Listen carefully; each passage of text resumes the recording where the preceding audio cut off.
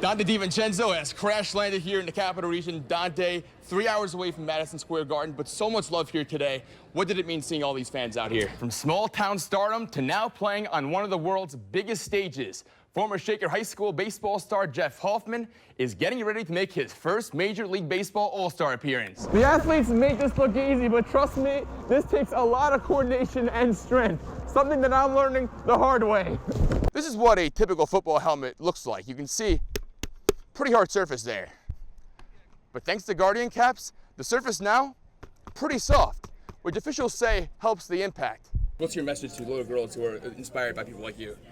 I think just dream big. I think that was the biggest thing for myself. We are live at Frank Bailey Field for the Union Garnet Chargers home opener, and this game is 15-11, and right now we have a touchdown actually right behind me. And what makes this story even better is just 2 years ago, Seize the Great was brought around the corner of the Saratoga race course. And following the horse's win at the Preakness, Seize the Great now with a chance to win the Belmont in the town where he was bought. Well, tough outing for the Yanks tonight as LA has put New York on the brink of elimination. One of the keys for success, if you were the Yankees, you were down 2-0, you wanted to set the tone early. Instead, it was LA doing just that. Post-game, we are with South Carolina head coach Dawn Staley. Coach, first off, congrats on the win. Speak about what playing here in Albany has meant to you and the team. Yeah, Monty, well, typically you might see these Democrats and Republicans competing at the state capitol building to get their respective bills passed. But today, they are now competing at the softball field. It is the New York State Democrats taking on the New York State Republicans at HVCC, and it is all for such a good cause. Take me through that last stretch. What were you thinking when you see journalism? You guys are neck and neck. What's going through your mind? You know, I knew I had him. Ever hear of the saying, small but mighty? Well, that perfectly described this Siena women's basketball team today. With only 6 active players, the Saints showing lots of heart against the UMass Minutewomen. If someone would have told you last year at the end of the season that after 3 wins, this team would be in the National Lacrosse League Championships, what would be your reaction? Well, tonight was the matchup we've all been waiting for. For the 4th time in 5 years, Josh Allen and the Buffalo Bills met Patrick Mahomes and the Chiefs in the postseason. What updates have you heard up until this point when it comes to Hartenstein? We are in downtown Albany at McGeary's Irish Pub for the wild card game with the Bills and the Broncos. We got some fans here. I got one question for everybody. One question. Where else would you rather be? Right here, right now! Don't count them out just yet. Perquette with a rainbow thrown in our direction. And it's Seven McGee, and he's coming to the camera. Stop playing with me, man. Ma, how do you like your sandwich? I like mine with some jam. Call the lifeguards because Coyle is splashing too much. 16 points off 4 3-pointers in just the first half. And the first play of the second half, Tommy Tobert, there he goes. There he goes again. Another factor tonight, Langford. Rise up, big fella. Triton's QB trying to respond, but Dejon Walden gets him for the sack. Come on, Peyton Jr., don't you know about the bird? Then, once again, Browns dishing, leading to some swishing. This year's Knicks Christmas villain, none other than Victor Webenezer Scrooge. This train to corner is going to give Wembayama 3 of his 42 points in his Christmas debut, 22-all.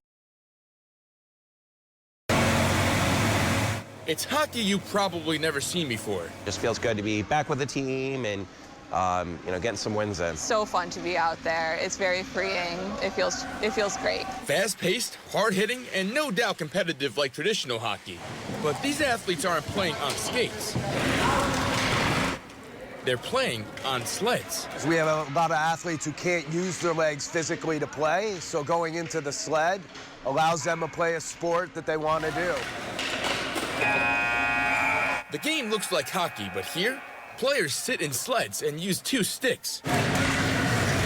One to hit the puck, and the other to push themselves across the ice. For me, it's really freeing to be able to play this sport. It feels really good to have, like, a community around you. Stefan and Natasha turned their challenges into positive momentum. There can be a component of having a disability where you feel quite lonely. I have a chronic pain disorder, and about 6 or 7 years ago, I didn't know what to do in the winter. So when I saw that Stride had a Learn to Play session, I came, I tried it, I fell on the ice tons of times, and I loved it, and I joined immediately. I joined that day. And in this game, even opponents are viewed as teammates. It's really just a big family with the team. You know, we all know each other. The sled hockey community is pretty small. So a lot of even the people we play against, I've known for years and I'm good friends with. Athletes call it freedom. Spectators call it inspiring. So we say disability, and I always like that word disability. They're actually superheroes because I can't do what they do, so that disability becomes more an advantage point of their perseverance and strength and desire to compete is absolutely inspiring to watch them play the sport.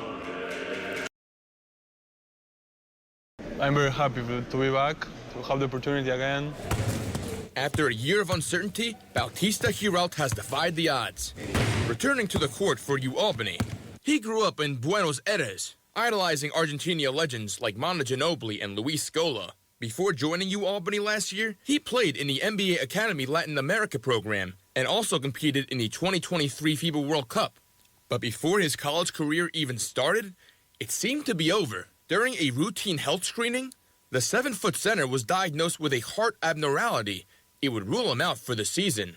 He returned to Buenos Aires for surgery in February. It's really scary when I got that thoughts on my mind on all the bad things that could happen, but I tried to avoid those thoughts and think positive. He kept in touch with his teammates throughout his recovery, drawing strength from their support. It's always positive. You never hear anything negative coming out of his mouth.